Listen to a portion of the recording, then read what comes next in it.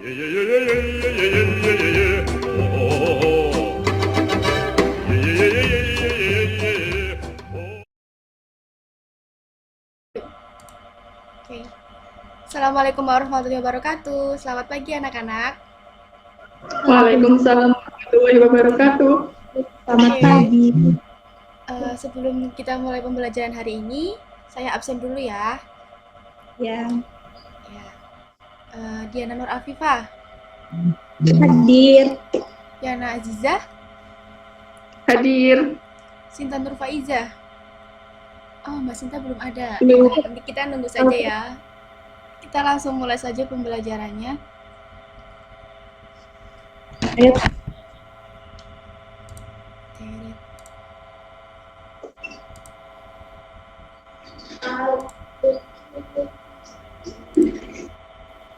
Sudah kelihatan belum PPT-nya?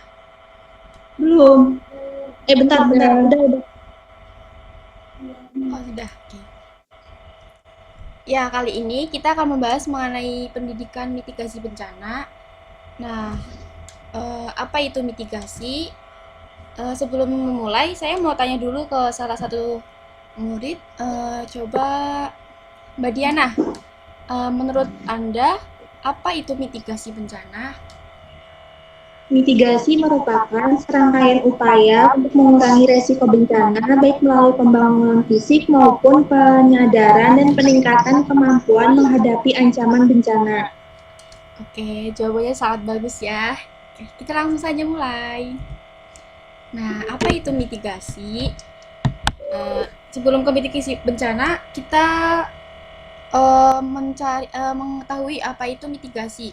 Jadi mitigasi itu menurut Undang-Undang Nomor 24 Tahun 2007 pada bab 1 ketentuan umum pasal 1 angka 9, mitigasi itu merupakan serangkaian upaya untuk mengurangi resiko bencana baik melalui pembangunan fisik maupun penyadaran dan peningkatan kemampuan menghadapi ancaman bencana. Nah, untuk pengertian bencana itu sendiri merupakan peristiwa atau rangkaian yang mengancam dan mengganggu kehidupan dan penghidupan masyarakat yang disebabkan baik oleh faktor alam atau faktor non-alam dan maupun faktor manusia sehingga mengakibatkan timbulnya korban jiwa manusia, kerusakan lingkungan, kerugian harta, benda, dan dampak psikologis. Nah, sedangkan untuk mitigasi bencana itu pengertiannya adalah tindakan yang digunakan untuk mengurangi dampak dari suatu bencana yang dapat dilakukan sebelum bencana itu terjadi, atau dapat diartikan sebagai kesiapsiagaan dan pengurangan risiko jangka panjang. Ini ada undang-undang yang mengatur mengenai mitigasi bencana. Ada Pemerintah Indonesia tahun 2006 dan Undang-Undang Nomor 24 tahun 2007. Nah, untuk Indonesia, kalian tahu sendiri lah ya, itu Indonesia itu rawan bencana. Nah, wilayah Indonesia itu terletak daerah iklim tropis dengan dua musim, yaitu panas dan hujan. Salah satu cirinya itu sering adanya perubahan cuaca, suhu, dan arah angin yang cukup ekstrim.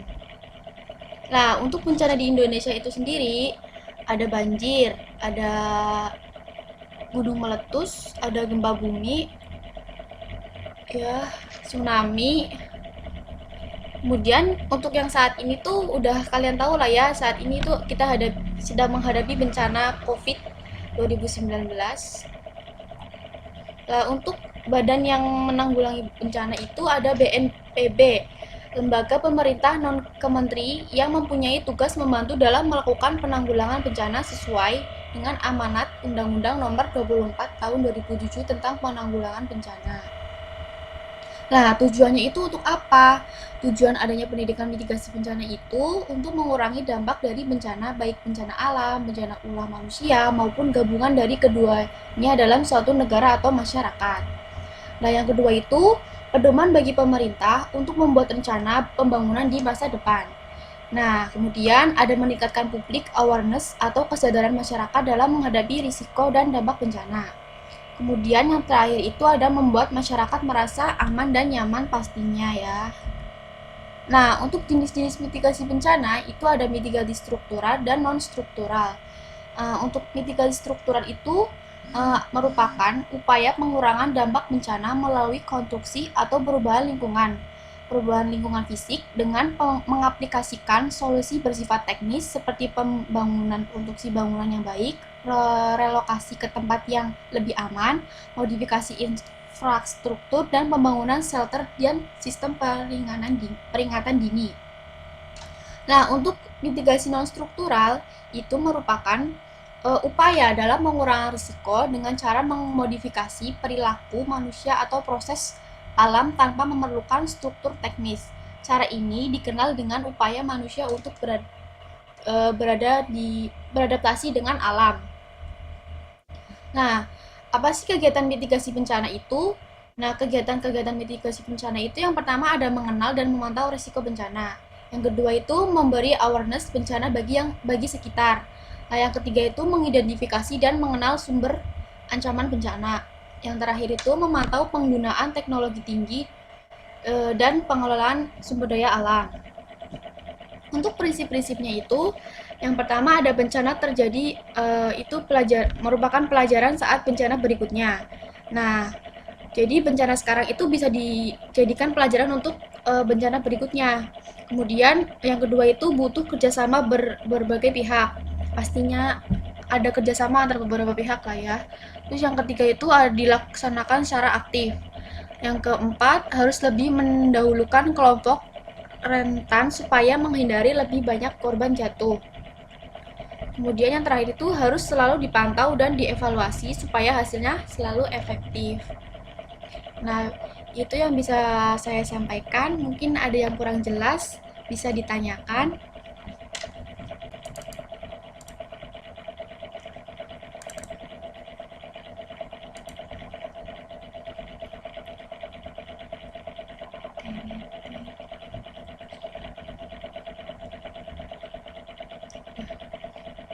Ayo anak-anak, mungkin ada yang mau ditanyakan?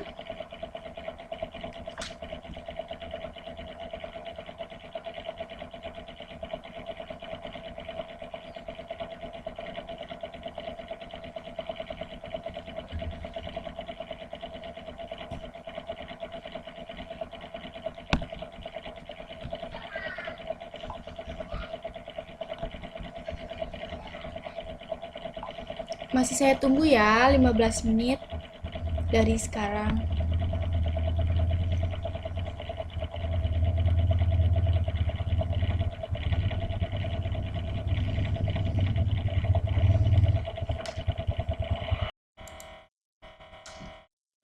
Oke, mungkin ada yang mau bertanya?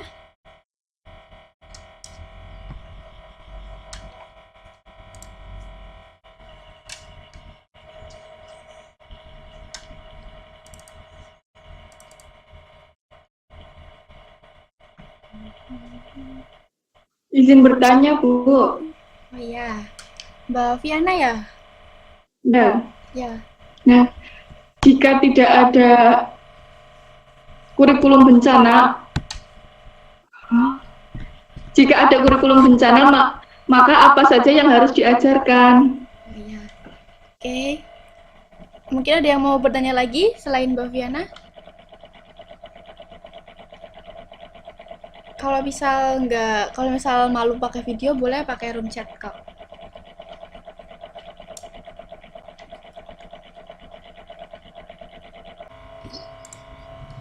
Oke, saya akan mencoba menjawab pertanyaan dari Mbak Ziza. Pertanyaannya itu, jika ada kurikulum bencana, maka apa saja yang harus diajarkan? Nah, menurut keinginan Bapak Presiden Joko Widodo agar kementerian serta lembaga terkait meningkatkan kesiapsiagaan menghadapi bencana, beliau itu mengajarkan di sekolah lah ya. Beberapa pengguna media sosial sudah punya usulan akan apa saja bahasan yang mereka anggap layak untuk disampaikan. Nah, yang utama dan banyak disebut adalah pengenalan bencana-bencana termasuk soal potensi, sejarah, jenis bencana, tingkat bencana, dan mengenali anomali atau apa saja tanda-tanda yang bisa diprediksi saat bencana atau saat sebelum bencana. Begitu Mbak Ziza, bisa diterima jawaban dari saya? Oh iya, terima kasih Bu. Oke. Mungkin ada yang mau bertanya kembali?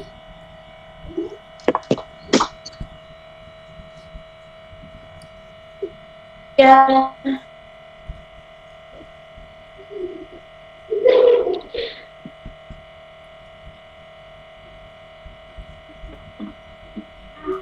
bertanya Bu, Oh ya, Mbak Diana ya?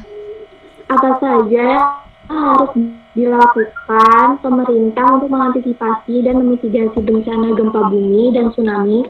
Lalu, apa khusus yang diberikan kepada Kementerian Komunikasi dan Informatika? Terima kasih. Oke. Untuk pertanyaan Mbak Diana, langsung saya jawab saja ya.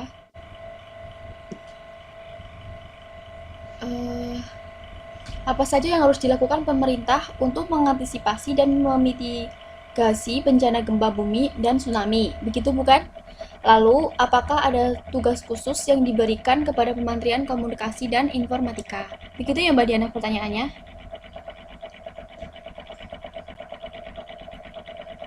Oke.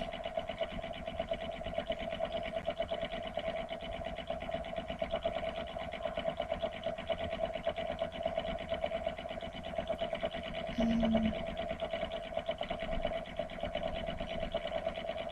Nah, yang harus dilakukan pemerintah itu, yang pertama itu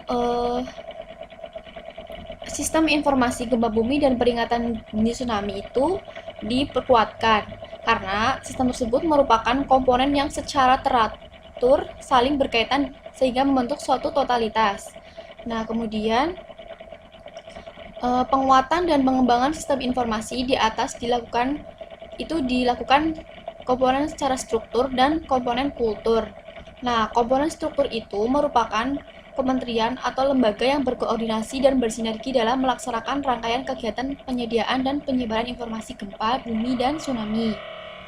Nah, untuk tugas Kementerian Komunikasi dan Informatika itu eh, yang perlu diketahui itu adanya penguatan dan pengembangan sistem informasi gempa bumi dan peringatan dini tsunami oleh komponen kultur dilakukan oleh pemerintah daerah dan kementerian lembaga. Nah, salah satunya itu kementerian yang menyelenggarakan urusan pemerintah di bidang komunikasi dan informatika. Kemudian,